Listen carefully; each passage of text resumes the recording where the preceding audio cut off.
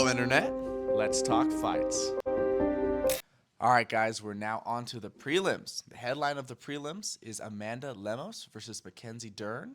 What do you have for Mackenzie Dern, Ryan? Mackenzie Dern is arguably the most decorated female jiu-jitsu artist, especially for an American. She's had a fun time in the UFC, a lot of great performances, a little inconsistent. I think she shines anytime she can get the fight to the mat. Really amazing displays of jiu-jitsu. We've seen a nasty knee bar, but she really struggles to get it in that realm. Largely, she tries to hip toss. All or nothing kind of technique, some of these sacrifice throws, as they call them, where if it doesn't work, you're potentially putting yourself really off balance or rolling to the bottom or just out of position or giving up your back. A lot of times, even though she'll start on their head will slip out and they end up behind her. And it just looks a little forced when she does it. On the feet, she's got a good jab. She worked with Jason Perillo for a long time, and she does carry a lot of power in an overhand right. A little wild, and then we saw her get hurt and put in a lot of bad positions against Jessica Andrade when she couldn't get the takedown. And then her wild striking started to fall apart as the fight progresses. But she's got a lot of heart. She's always fun to watch. This is a fun matchup. Who you got? How do you see this playing out between her and Lemos? Amanda Lemos is a very, very fun finisher. She has nasty striking, like really legit, very good power, very crisp boxing, good hooks. She's got really nice finishes in the UFC before. She's a little older. She's 36. She's been around for a little bit. She just fought Weili Zhang for the title. In that fight, she didn't have a lot of offense. She really got out-wrestled. Now, I think Weili Zhang is a better wrestler than Mackenzie Dern, not necessarily a submission artist. I thought that Weili was maybe going to finish her with all the time they had on the ground, but over 5 rounds, she never got finished. So Lemos is very, very tough. She had little moments in that fight. What she likes to chase on defense is a ninja choke. So we've talked about this distinction before, but a front neck could choke the person straight in front of you and their head's inside. A ninja choke, you're punching your bicep one way, looking to catch there. Just a slight difference in angle. She'll chase that ninja choke a lot. She threatened it on Zhang. Zhang was aware of it. Her camp had really trained it, and she was able to posture out of it consistently. But it's a good threat. It's an interesting look. I don't know if she's going to try it on Mackenzie. I'm really curious to see if that happens, if they crash in the clinch. But if it stays on the feet, Amanda Lemos is a much more polished striker than Mackenzie Dern. So if this fight stays on the feet, I give a big advantage to Amanda. And overall, I'm going to lean for her. What do you think of this fight? Who's going to win? Lemos carries a lot of power. She is a more polished striker and shows a just really good technique overall. Strong positioning. Yeah, she got taken down over and over and over again against Weili Zhang, but we've never seen Mackenzie Dern hit those consistent, clean shots and takedowns. Her double legs a lot of times don't end up finishing. I know her percentages are pretty low on her takedowns. That's why you can't always go out into jiu-jitsu tournaments and pull guard, kids. You got to learn how to wrestle. If you ever want to transition to something else or take someone down, got to wrestle. Yep. Mackenzie's always in a fight with her power and just with her submission attempts, even if she pulls guard. But I do think she has too many holes in her game right now, and she's not developed enough as a fighter to get past a veteran and a really overall great fighter like Amanda Lemos. I think Lemos gets this one done by knockout or decision. Marcos Rogerio de Lima versus Justin Tafa at heavyweight. Robin, what you got? Ryan, I Googled Punch Out, King Hippo, Marcos Rogerio de Lima, and no one has spliced these two together. And my phone's talking to me right now, but that's fine. No one has spliced these two together, and I don't see how. This guy looks exactly like him to me. He used to be a middleweight. Now he's all the way up to 265 heavyweight. That's like a 75-pound weight gain, and he's not doing bad as a heavyweight. He's got some good wins. He's blown a lot of guys out of the water in the first round. This guy's a massive tank, and he has 2 main weapons. He's going to leg kick you. He'll go inside leg kick or he'll go calf kick. He's going to leg kick very hard with his hands ready to box. And either once he's got you off balance or once you stumble in towards him and try to swing back, he's going to swing big, powerful hooks. He put out Ben Rothwell in 30 seconds with those. This guy's a beast. Besides that, if he doesn't get a first-round knockout, his fights can tend to turn to a little bit of a grind fest where he's holding you on the fence or doing some takedowns. In his last fight before Derek Lewis, he beat Waldo Acosta Cortez. our favorite name to mispronounce. He beat him in a grinding decision. So this guy's capable of winning multiple ways, but it's either going to be a first round knockout or decision for him. What do you think of his opponent, Justin Tafa? Justin Tafa is a young gun in the UFC. He's on a 4-fight win streak, all knockouts. Second coming of Mark Hunt. I believe they're at the same training camp, and there's a lot of similarities. He's got that leaping in left hook where he really puts a lot of his weight behind that. And with such a shorter statue for heavyweight, he doesn't get too tall with that. He's got very loose striking and chucks that overhand right. Really seen him devastate a lot of opponents with this loose power. It's not the most reactive game, but he knows how to use his body type effectively and really carries tremendous power. Outside of that, beautiful high kick. He's gotten with a finish with it before, and overall just good timing. Whether it's a cross counter, or he's coming over the top of a jab, or getting his opponent shelling up, defending, and then sending up that high kick when he has them against the wall. He's got a good feel for when he should throw these power punches. He's a bad man. As far as his opponent, one interesting thing we saw from him, one of the rarest finishes you'll ever see in an MMA fight, is a forearm choke. He got choked by someone's forearm. They pressed down hard enough for long enough to put this man unconscious. That's one of those techniques where if you're in the gym and someone does it to you, you just kind of think they're being a dick. You know what I mean? If we're just doing straight jiu-jitsu and they're just pressing their forearm Put him all the way unconscious pretty quick, though. Put him asleep. He's got to watch out for the leg kicks against De Lima and obviously the power punches, but Rogerio De Lima has really worked on those low kicks and the takedown. I think De Lima is going to try to have a more well-rounded approach this time out. Doesn't want to get caught like he did against Derek Lewis. He's going to try to throw some hard low kicks, probably bomb in and try to take him down against the fence or hold him on the fence. Who wins this one, Robin? Who gets it? This one's hard to pick a winner. I think the most likely scenario on either end is a knockout in the first round. I think these guys are going to collide. But like you said, Rogerio De Lima is a vet. He's got more ways to win. If he decides to turn this into a little bit of grappling, a little bit of fence work, maybe a takedown, chase an arm triangle, I think he's got a couple more ways to win this fight. So overall, I'm going to lean De Lima. But most likely scenario, first round knockout to me. I think this is a finish either way. I'm going to go with De Lima. We have Rinya Nakamura versus Carlos Vera. What do you have for Mr. Nakamura? Nakamura is a young kid, really decorated wrestler. He's won multiple championships and gotten to a very high level for a young age.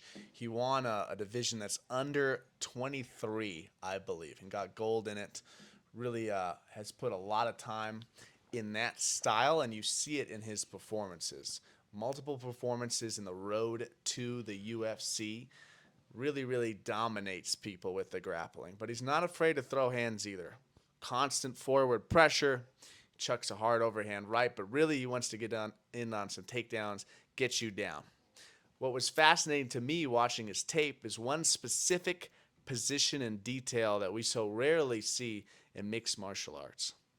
Taking his opponent down, he ended up in turtle on the side of his opponent, and he gets to crucifix, where he's trapping one of their arms with both of his legs. So he's allowed to hit them now with some openings. But what he did, what I've never seen before in mixed martial arts, that power half Nelson is taking that free arm, pushing it through their arm under their armpit, and lacing it and tilting their head down and controlling their posture from there. Really controlled his partner well from here, and it's a cool wrinkle and position. I haven't seen someone do that detail. Devastated his opponent from there, and overall, this kid's nasty. Crazy good shape, great shots, and confident on the feet, carries a lot of power. What can you tell me about Mr. Vera? Carlos Vera is a short notice replacement coming off the Ultimate Fighter. He was on the Conor McGregor versus Michael Chandler season. This is a Ryan Hall protege, and you can see it in his style. He's got this really cool, beautiful flow where he's in his stance, his elbows are kind of high, and he's floating around the ring. It's very hard to find him. It's very hard to hit him. He's going to score with a lot of kicks. His elbows are kind of wide, but he finds punches off unusual angles that are pretty hard shots. So he does a really interesting style off the feet. I've seen Rinya throw a lot of two things, his rear snap kick and his rear round kick. I'm really curious if Vera could catch one of those. I'm sure Renner could keep his balance, but that might be an opportunity for Vera to do his next thing. In my mind, his best tool is his guillotine. He does it with his left arm. He probably can do it with both. Most people have a good side, and I've seen him multiple times finish with his left arm guillotine. He's amazing at that. He'll adjust with one hand and get himself in the right spot while one arm's deep. He'll find it, he'll finish you. He's got multiple finishes in his MMA career with it. That's one of his number one tools to end the fight. Beyond that, one more thing that I see with him consistently is he doesn't mind if you get on his back too much because he's so good at turning in. What I'll usually see him do, I'm trying to study this technique, is open the hands, and now he's basically sitting up, getting taller than you, breaking that chest to back connection, and then spinning in and getting on top. He did it multiple times in his fight against Brad Katona and multiple times in other fights for Fury FC. So that's couple things I'm really curious about in this fight. I want to see some striking and see how Renier deals with his footwork. I want to see if he can catch any of his Renier's kicks. I want to see if he can guillotine Renier, which is going to be really hard against an amazing wrestler, but if he shoots, he might have a chance. And I want to see if Renier takes his back, if he can reverse him. If you're going to give a prediction, who do you think is going to win this fight? I'm really excited to see both of these guys in the UFC. I'm a fan of both. I really enjoy their work and what they've done as mixed martial artists. If I have to give an edge, it's going to be to the wrestler, Nakamura. I think he can get Vera down. He has to watch that guillotine, which might be Vera's path to victory in this one. But overall, I see him getting this one done by decision. I think people are counting out Vera a little bit in this fight, and I understand why. He's a little bit older. I think he's 36. Reiner's this new up-and-comer, but I think Vera's going to surprise a lot of people with his performance. This one could go either way. If I had a gun to my head and I got to choose one, I'll go with the young wrestler, but Carlos Vera is a very unusual and very good fighter. All right, guys, next fight on the prelim, we have Zhang Mingyang versus Brenson Ribeiro. This is two young up-and-comers. What do you think about Zhang? He's a finisher.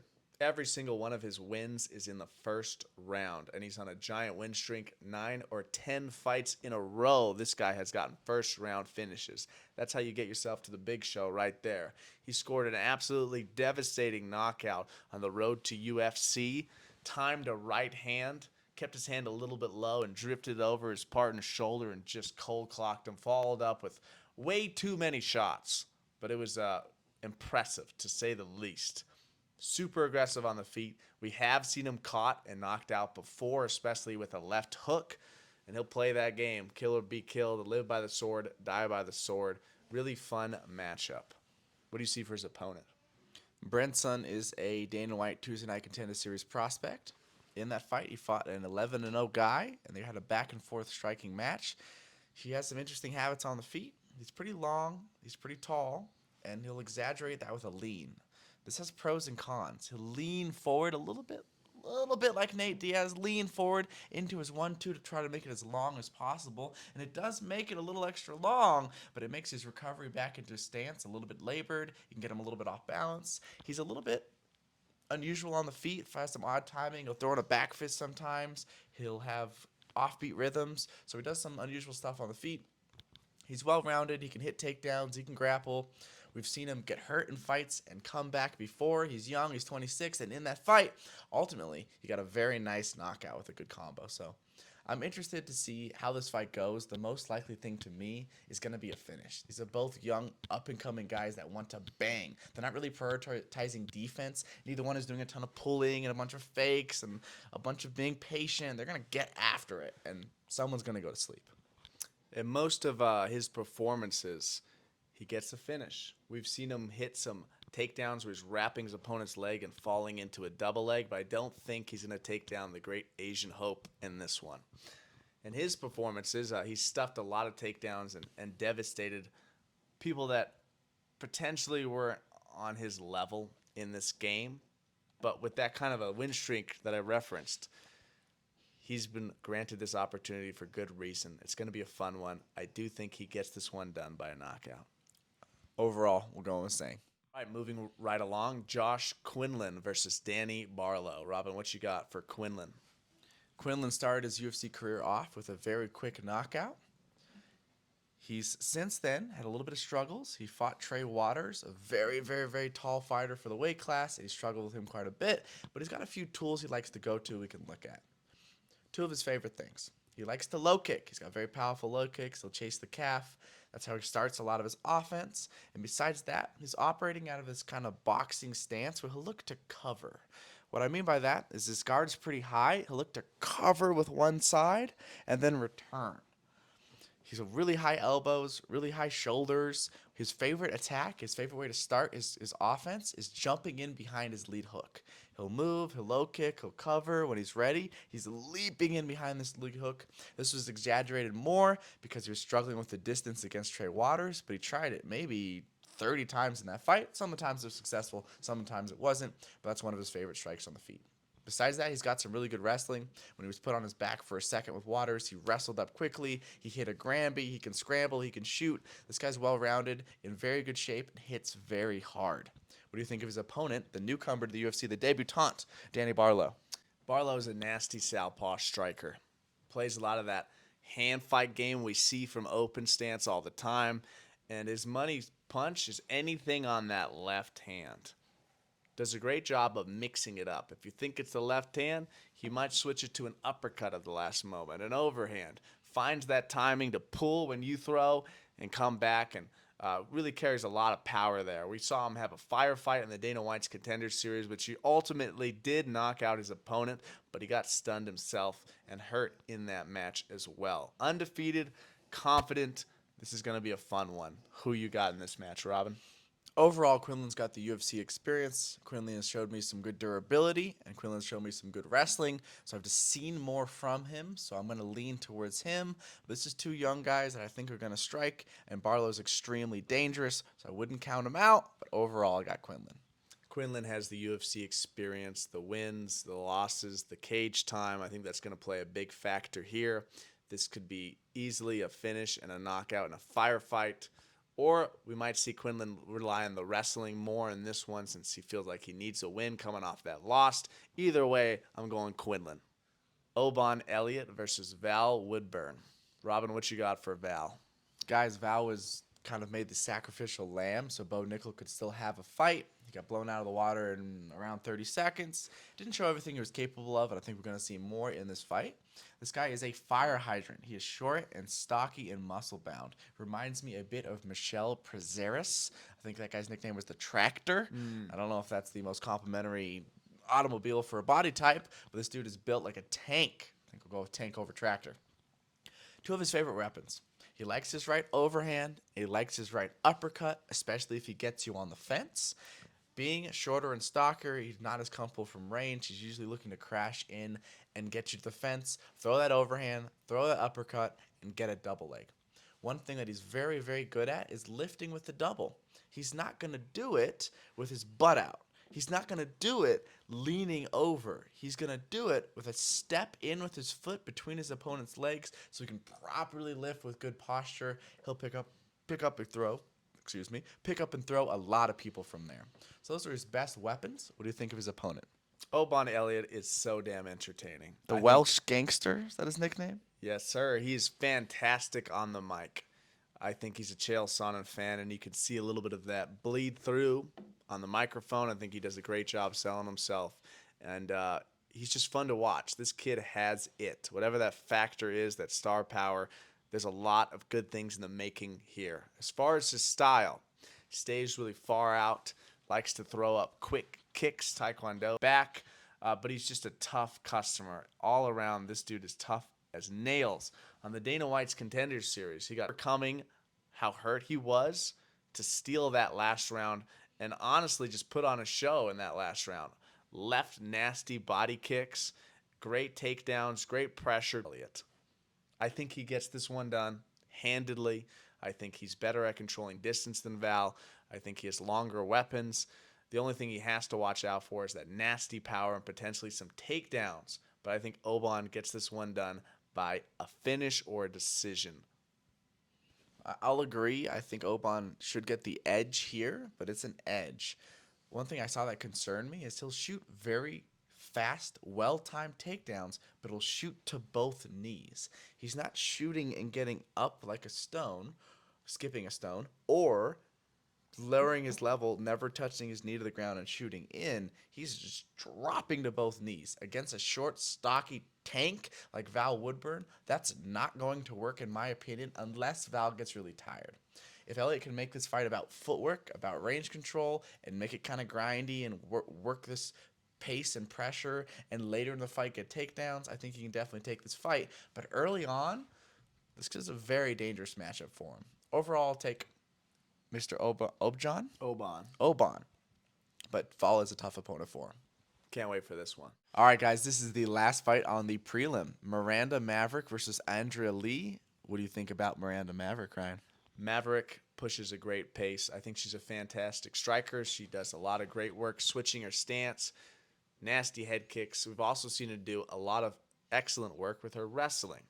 We got that arm bar over Priscilla Cachoeira in a fight that she absolutely dominated, probably her best performance to date, but we've seen her pass some really stiff tests in the UFC and fight really good opposition. I think this is a great matchup. It's going to be fun. Andrea Lee seems more like a striker. What do you see for Andrea Lee's style? It's very, very, very Muay Thai. Now, that doesn't mean it can't be effective, but it is a bit of an older style, and there's not a lot of movement involved. She will high hand. She likes to do a lot of kicks, a lot of push kicks. We see that her and her boyfriend that coaches her use a lot of those, a lot of kicks from the outside. She'll do some boxing. Where she gets her best work done is with her submissions. She had a really nice triangle to armbar on Valentina Shevchenko's sister, Antonina Shevchenko, which might have been her best win in the UFC so far. She's a little bit older, and I don't think those submissions are going to work against Miranda Maverick. And then in the wrestling, I think Maverick has a big advantage. What do you think for a prediction?